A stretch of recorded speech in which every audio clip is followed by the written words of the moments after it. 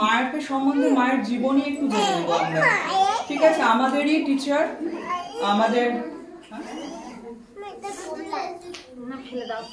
আমাদেরই বিদ্যালয়ের অধ্যাপিকা মৌমিতা সাঁতরা মায়ের জীবনী পাঠ করে শোনাবে।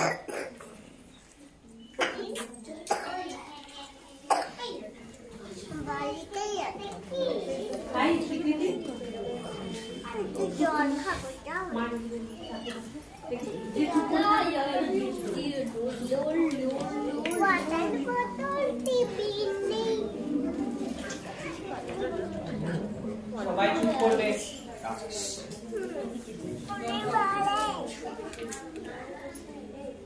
ওম যথাগ্নে দাহিকা শক্তি রামকৃষ্ণে স্থিতা হিয়া সর্ববিদ্যা স্বরূপাং তাং শারদাং প্রণমাম্যহম।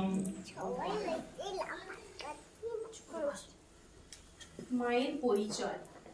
সরলতা ও পবিত্রতায় গড়া যে জীবন্ত প্রতিমাখানি শত বর্ষ পূর্বে ধরাতলকে ধন্য করিয়াছিল, তাহারই অপর নাম শ্রী সারদা দেবী। শ্রী রামকৃষ্ণ সকল সাধনার ফল তাহারই চরণতলে অর্পণ করিলে গভীরতা ও উদারতায় অলঙ্কৃত এবং বিশ্বপ্লাবিনী মাতৃস্নেহধারার অধিকারিণী শ্রী সারদা দেবী ভুবন বিখ্যাত শ্রী শ্রী মা নামে পরিচিত হয়ে। বস্তুত শ্রী শ্রী মায়ের সরলতা ও উদারতা এত স্পষ্ট ছিল যে গ্রামের চাষি, মজুর, পাড়া প্রতিবেশী সকলে তাহাকে তাহাদের অতি আপনজন মনে করিয়া দিদি, মাসি, পিসি বলিয়া সম্বোধন করিত। আবার তাহার পবিত্রতা ও গভীরতা এত বিস্ময়কর ছিল যে অতি উচ্চ স্তরের মহাপুরুষগণ পর্যন্ত সাক্ষাৎ জগজ্জননী আদ্যা শক্তি মহামায়া জ্ঞান করিয়া সসম্ভ্রমে তাহাকে দূর হইতে প্রণাম করিতেন। এই দুইয়ের মাঝে শত সহস্র নরনারীর মনে প্রশ্ন জাগে, কে এই নারী যাহার চোখে এত শক্তি, বক্ষে এত শান্তি? ইনি দেবী না মানবী? এই প্রশ্নের উত্তরের বিচারে পথহারা না হইয়া আমরা অনুধাবন করিব তাহার স্বচ্ছ জীবন প্রবাহ, দেখিব কিভাবে, কোথায়, কেমন নীরবে তাহার হৃদয় শতদল ফুটিয়া উঠিয়াছে এবং দূর দূরান্তর হইতে আজও কত তৃষিত চিত্তকে আকর্ষণ করিতেছে। এই মাতৃমহিমা রসাস্বাদনে নিখিল মানবের মনোপ্রাণ ভরিয়া উঠুক, জীর্ণ মূল জীবন্ত রূপ সঞ্জীবিত হোক।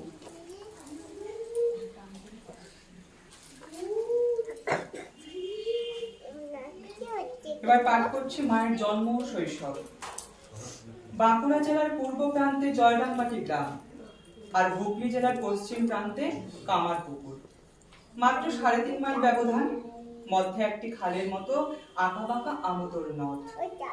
গত শতাব্দীর মধ্যভাগে প্রকৃতি লীলালিখিতন এই দুইটি পূর্ণভূমি যে দীর্ঘ জন্ম আধারের আধার হইয়া এ যুগের যুগল তীর্থে পরিণত হইয়াছে, আমরা তাহারই আলোচনায় অগ্রসর হইতেছি। জয়রামবাটি গ্রামখানি খুবই ছোট, তাহার 3 দিকে মাঠ আর একদিকে ওই ছোট নদী। উর্বর জমিতে নানাবিধ চাষাবাদে গ্রামটি বেশ সচ্ছল ও সমৃদ্ধ। ম্যালেরিয়া আক্রমণের পূর্বে গ্রামবাসীদের স্বাস্থ্যও বেশ ভালো ছিল। গ্রামে বেশিরভাগই পরিশ্রমী চাষী, কয়েক ঘর শিল্পী আর 2-4 ঘর ব্রাহ্মণ। মুখোপাধ্যায় বংশ এই গ্রামেরই বাসিন্দা। বন্দ্যোপাধ্যায়রা তাহাদেরই দৌহিত্র। মুখুজ্জেরা 4 ভাই, রামচন্দ্র সকলের বড়, সধর্মনিষ্ঠ, ন্যায়পরায়ণ, তদুপরি ঈশ্বর ভক্ত। অমায়িক ও দয়ার আধার এই দরিদ্র ব্রাহ্মণ সকলের শ্রদ্ধা ও ভালোবাসার পাত্র ছিলেন। তাহার সহধর্মিনী পার্শ্ববর্তী শিকড় গ্রামের মেয়ে শ্যামা সুন্দরী, সর্বতোভাবে স্বামীর অনুগতা। সহজে রান্না করিয়া অভুক্ত অনাথ অতিথিকে পেট ভরিয়া খাওয়াইতে তাহার খুব আনন্দ। অল্প জমি জমার উৎপন্ন ফসলে তাহাদের জীবিকার প্রধান সংস্থান। ওই সঙ্গে যজন যাজন করিয়া ও পৈতার সুতা কাটিয়া এই দরিদ্র দম্পতির দিন কাটিতেছিল। অভাব অনটনের কথা ভাবিতে ভাবিতে একদা নিদ্রার আবেশে রামচন্দ্র দেখিলেন একটি সর্বসুলক্ষণা সালঙ্কারা বালিকা তাহার গলা জড়াইয়া কাছে বসিল। তিনি মনে করিলেন তবে বুঝি এতদিন মা লক্ষ্মী মুখ তুলিয়া চাহিলেন। ভাগ্যান্বেষণে তিনি সকলের অভিমুখে যাত্রা করেন। একদিকে এদিকে শ্যামাসুন্দরী একদিন পিত্রালয় শিহরে দেবদর্শনে গিয়াছেন। ফিরিবার পথে দেবালয়ের কাছে এক বিল্ব বৃক্ষ তীরে বসিয়া অনুভব করিলেন একটা বায়ু যেন তাহার উপরে প্রবেশ করিল। সঙ্গে সঙ্গে দেখেন লাল চেরি পড়া অতি সুন্দরী একটা ছোট মেয়ে গাছ হইতে তাহার দিকে ঝাঁপাইয়া পড়িল। কোমল বাহু দুটি দিয়া পিঠের দিক হইতে তাহার গলা ছুঁয়ে ধরে বলিল, আমি তোমার ঘরে এলাম মা। শ্যামাসুন্দরী অচৈতন্য হইয়া পড়িয়া যান। সঙ্গিনীরা সঙ্গে সকলে তাহাকে ধরাধরি করিয়া বাড়িতে লইয়া আসেন। ধীরে ধীরে 10টি মাস কাটিয়া গেল অধীর প্রতীক্ষায়। হেমন্তের ধান কাটা শেষ করিয়া চাষিরা মা লক্ষ্মীকে ঘরে তুলিতেছে। কুটিরে কুটিরে আনন্দের হিল্লোল। 1260 সালের 8ই পৌষ, বৃহস্পতিবার সন্ধ্যা। সাঁঝের আলো জ্বালা হইয়াছে। কৃষ্ণা সপ্তমীর চাঁদ এখনো ওঠে নাই। পশ্চিম দিগন্তে সন্ধ্যা তারাটি তখনো মিটমিট করিয়া জ্বলিতেছে, যেন কাহাকে বরণ করিবার অপেক্ষায়। শঙ্খধ্বনির সহিত উলুধ্বনি উঠিয়া শীতের কুহিরি মাখা নিস্তব্ধ পল্লীটি মুখরিত করিয়া তুলিয়াছে। এমনই শুভ মুহূর্তে পৃথিবীর বুকে তাহার শুভাগমন। সংবাদ পাইয়া প্রতিবেশী মেয়েরা ছুটিয়া আসিল শ্যামাসুন্দরীর সদ্যজাতা কন্যা দেখিতে। পূর্ব স্বপ্ন কথা স্মরণ করিয়া রামচন্দ্র ভাবতে লাগিলেন, লক্ষ্মীবারের পূর্ণ সন্ধ্যায় এ কে এলো আমার কুটিরে? মেয়ের নাম রাখা হইল শারদামণি। শারদা দরিদ্র মা বাপের বড় মেয়ে। মায়ের আদরে বাড়িবার সঙ্গে সঙ্গে মায়ের কাজকর্ম দেখিতে দেখিয়া শিখিতে লাগিল। ছোট ভাই বোন কয়টি আসার পর মা আর একা সব পারিয়া ওঠেন না। শারদাও সংসারে অনেকখানি দেখে। দিদি হইলে কি হয়, মায়ের মতোই সে ছোট ভাই বোনদের যত্ন লয়, তাহাদিগকে স্নান করায়, খাওয়ায়, ঘুম পাড়ায়। বয়সের তুলনায় শারদা একটু গম্ভীরই ছিল। খেলার সময় কখনো তা কাহারও সহিত ঝগড়া তাহার হইত না, বরং সমবয়সীদের মধ্যে ঝগড়াঝাটি হইলে সে মধ্যস্থ হইয়া মিটাইয়া দিত। খেলার মধ্যেও সকলের খবরাখবর লওয়া, তাহাদিগকে যত্নাদি করা, এই কাজই তাহার ভালো লাগিত। মাতৃভাব যেন তাহার জন্মগত। কখনো পুতুল খেলা, কখনো বা দেবদেবীর মূর্তি গড়িয়া ফুল দিয়া সাজানো, ইহাও ছিল তাহার খেলার অঙ্গ। একবার জগদ্ধাত্রী প্রতিমার সম্মুখে শারদা এমন তন্ময় ভাবে ধ্যানস্থ হইয়া যায় যে তাহার মুখমণ্ডলে দেবীর মতো সৌন্দর্য গাম্ভীর্য ফুটিয়া উঠিয়াছিল। তখন তাহাকে দেখিয়া তাহার পরিচিত লোকেরাও চিনতে পারে নাই কে আসলে এই মেয়েটি। শারদার কিন্তু লেখাপড়া বিশেষ কিছুই হয় নাই, একে পল্লীগ্রাম। তাছাড়া তখন ধারণা ছিল মেয়েরা লেখাপড়া শিখিলে শুধু নাটকাদি পড়িবে, সংসারের কাজকর্ম করিবে না। বাড়ির কাছেই পাঠশালা, ভাইয়েরা পড়িতে যাইত। শারদা কাজকর্ম ছাড়িয়া সময় পাইলেই তাহাদের বই লইয়া নাড়াচাড়া করিত। কোনদিন বা ফাঁক পাইলে তাহাদের সঙ্গে পাঠশালায়ও চলিয়া যাইত। লেখাপড়া শিখিবার প্রবল আগ্রহ তার বহুদিন পর্যন্ত ছিল এবং সুযোগ পাইলে যতটুকু পারিত সে শিখিয়া লইত। এইভাবে শেষ পর্যন্ত সে বেশ পড়িতে শিখিয়াছিল, কিন্তু লিখিতে পারিত না। বই পড়েন শিক্ষার একমাত্র উপায় নয়। কথক ঠাকুরের কথা, দোল দুর্গোৎসবে যাত্রা ও কীর্তন শুনিয়া শারদা কত সুন্দর সুন্দর কথা শিখিয়া লইত। দু একবার শুনিলেই তাহার সব মনে থাকিত। তখন কে জানিত যে এই মেয়ে একদিন এমন একজনের হাতে পড়িবে যিনি তাহাকে লৌকিক আধ্যাত্মিক সকল শিক্ষা দীক্ষা দিয়া সর্বতভাবে পরিপূর্ণ করিয়া দিবেন এবং পরবর্তীকালে তাহারই সম্বন্ধে বলিবেন, ও শারদা সরস্বতী জ্ঞানদায়িনী।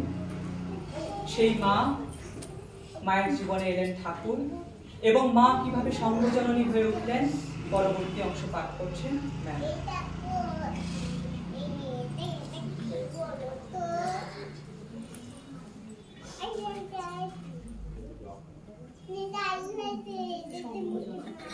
অল্প দিনের জন্য কলিকাতায় থাকিলে এই সময়ে মা বলরাম বসুর অথবা কথামৃত প্রণেতা মাস্টার মহাশয়ের বাটিতে থাকিতে। বেশি দিন থাকিলে কলিকাতায় বা নিকটে কোথাও গঙ্গা তীরে বাটি ভাড়া করিয়া থাকিত। সঙ্গে স্বামী যোগানন্দ, যোগীন মা বা গোলাপ মা কেহ না কেহ থাকিতেন। প্রায় 8 মাস কামারপুকুরে কাটাইয়া মা বলরাম বাবুর বাড়িতে আসিয়া উঠিলেন। এইখানে ছাদে ধ্যানকালে একদিন তাহার যে আনন্দময় অনুভূতি হয় তাহা সখী স্বরূপা যোগীন মার কাছে ব্যক্ত করেন। দেখলাম যেন কত দূরে চলে গেছি, সকলেই আমাকে ভালোবাসছে। কি রূপ আমার! ঠাকুরও রয়েছেন, সকলে কি যত্নে আমাকে তার পাশে বসিয়ে দিলেন। কি আনন্দ হচ্ছিল সে আর ভাষায় বলতে পারি না। যখন মন নেমে এলো দেখলাম শরীরটা পড়ে রয়েছে। ভাবছি কি করে ওটার ভেতর ঢুকা। খানিক পরে শরীরে চেতনা ফিরে এলো। শ্রী রামকৃষ্ণের আজ্ঞানুযায়ী শ্রী শ্রী মা এই সময় গয়াধামে শ্বশ্রু ঠাকুরানী চন্দ্রমণি দেবীর পিণ্ড দান করতেন। গয়ায় অনতি দূরবর্তী বোধগয়ায় একটি সুন্দর মঠ ও সেখানকার ভালো অবস্থা দেখিয়া তিনি ঠাকুরের কাছে কাঁদিয়া কাঁদিয়া বলেন, আমার ছেলেদের জন্য অমনি একটি স্থান করে দাও, তাহলে অন্যভাবে আশ্রয়ভাবে তাদের কষ্ট পেতে হবে না। গয়া হইতে ফিরিয়া মা কলিকাতার অপর পার বেলুড়ে গঙ্গার ধারে নীলাম্বর বাবুর বাড়িতে প্রায় 6 মাস কঠোর তপস্যায় কাটান। এইখানে একদিন 2 জন সঙ্গিনী সহ তিনি ধ্যানে বসিয়াছেন। ধ্যান ভঙ্গ হইলে সঙ্গিনীরা দেখেন মা গভীর ধ্যানে নিমগ্ন, পাষাণ প্রতিমার মতো নিশ্চল। বহুক্ষণ পরে ধ্যান শেষে মা বলিতেছেন, ও যোগীন, আমার হাত কই, আমার পা কই? সম্পূর্ণ দেহজ্ঞান রহিত এই উচ্চতম সমাধির পরেও দিনগত নানা বর্ণের জ্যোতির মধ্যে তাহার চিত্ত লীন হইয়া যাইত এবং মন সর্বদা অন্তর্মুখ থাকিত। কিছুদিন পরে মা গোলাপ মা, যোগীন মা, লক্ষ্মী দিদি ও কয়েকজন অন্তরঙ্গ ত্যাগী ভক্ত সহ পুরী ধামে যান। পুরী মন্দিরের পান্ডা গোবিন্দ সিংহারি মায়ের কথা পূর্বেই শুনিয়াছিলেন। তিনি মাকে পালকিতে করিয়া মন্দিরে লইয়া যাইতে চাহিলেন। মা বলিলেন, না বাবা, আমি দীনহীন কাঙালিনীর মতো তাকে দর্শন করতে যাব। শ্রীরামকৃষ্ণ কখনো জগন্নাথ দর্শনে আসেন নাই। এই কথা স্মরণ করিয়া মা তাহার ফটো আঁচল ঢাকা দিয়া মন্দিরে লইয়া যান এবং পরম প্রীতি ভরে তাহাকে জগন্নাথ দর্শন করান। মা বলিতেন, ছায়া কায়া সমান। সকালে ও সন্ধ্যায় প্রভুকে দর্শন করিয়া লক্ষ্মীর মন্দিরে মা অনেকক্ষণ ধ্যানমগ্না থাকিতেন। এইভাবে পুরীতে 4 মাস কাটাইয়া কলিকাতা ফিরিয়া মা আটপুর তারকেশ্বর হইয়া কামারপুকুরে যান। প্রায় 1 বৎসর পরে কলিকাতায় আসিয়া তিনি মাস্টার মহাশয়ের ভবনে ওঠেন। তখন ভক্ত বলরাম বসুর খুব অসুখ চলিতেছে। শেষ সময়ে নিকটে থাকিবার জন্য মা তাহার ভবনে আসিলেন। কয়েকদিন পরে শ্রী শ্রী মায়ের চরণ পদ্ম দেখিতে দেখিতে বলরাম অন্য লোকে চলিয়া গেল।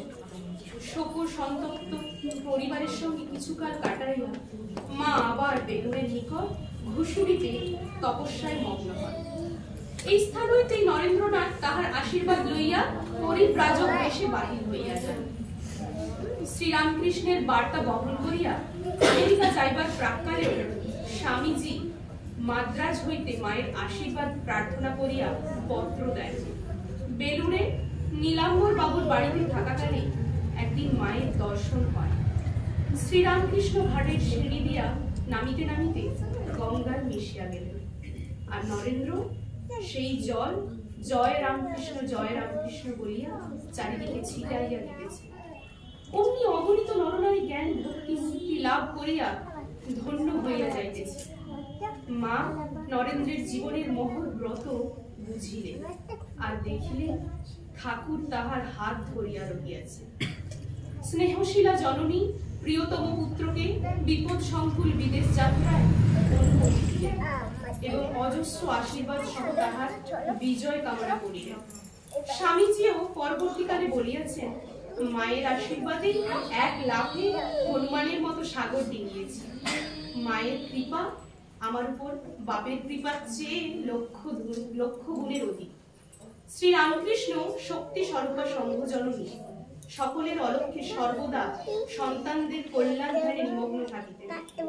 এত তপস্যা ও দর্শনাদির পরও মায়ের বিরহ বেদনা দূর হইল না। মাঝে মাঝে যেন কিসের অভাবে মনটা হু হু করিয়া উঠিল।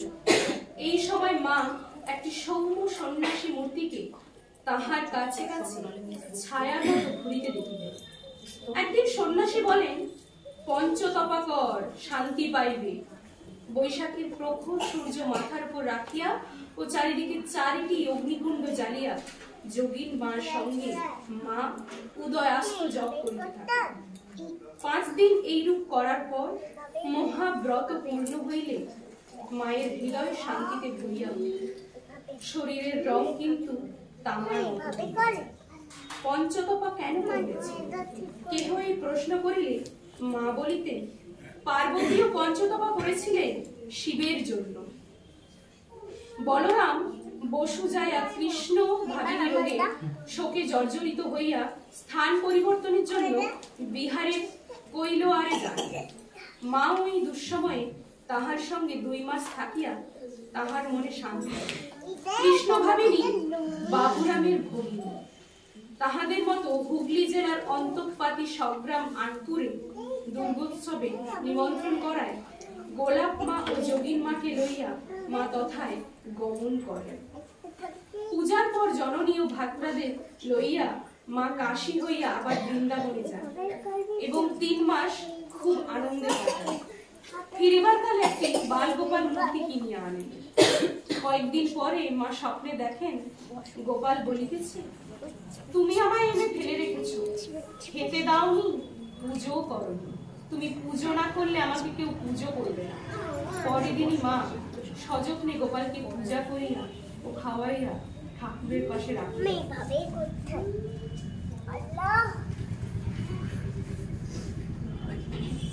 শ্রীরামকৃষ্ণ অপ্রকট হইবার পর 12 বছর কাটিয়া গিয়াছে। বরাহনগর হইতে মঠ এখন আলমবাজারে স্থানান্তরিত। নরেন্দ্র বা স্বামী বিবেকানন্দ প্রাচ্য প্রতীচ্যে শ্রীরামকৃষ্ণের মহাবাণী ঘোষণান্তে দেশে ফিরিয়া বেলুড়ের শ্রীরামকৃষ্ণ মঠের পত্তন করিলেন। শ্যামা পূজার দিন মাকে মঠে আনিয়া স্বামীজি ও তাহার গুরু ভাতৃগণ মঠের নতুন জমির চারিদিকে মাকে ধরিয়া ঘুরিয়া তাহার পাদস্পর্শে উহা পবিত্র করাইয়া লইলেন। সংঘের ও মঠের কল্যাণার্থে ওই দিন সংঘ জননী নিজের শ্রী ঠাকুরের পূজা করেন। ওই দিনই অপরাহ্নে মাকে লইয়া গিয়া সিস্টার নিবেদিতা বাগবাজারের বসুপাড়ায় তাহার বালিকা বিদ্যালয় স্থাপন করেন। এরপরে মা এইভাবে সংঘ থেকে শুধু নয়, সংঘ থেকে আস্তে আস্তে বিশ্ব জননীতে পরিণত হন। মা আমাদের বিশ্ব জননী, মা আমাদের বিশ্ব মাতা, মা আমাদের সবার কল্যাণ করুক। মায়ের জন্মদিনে সবার পক্ষ থেকে মাকে জানাই প্রণাম শ্রদ্ধা। ওম জননীম শারদা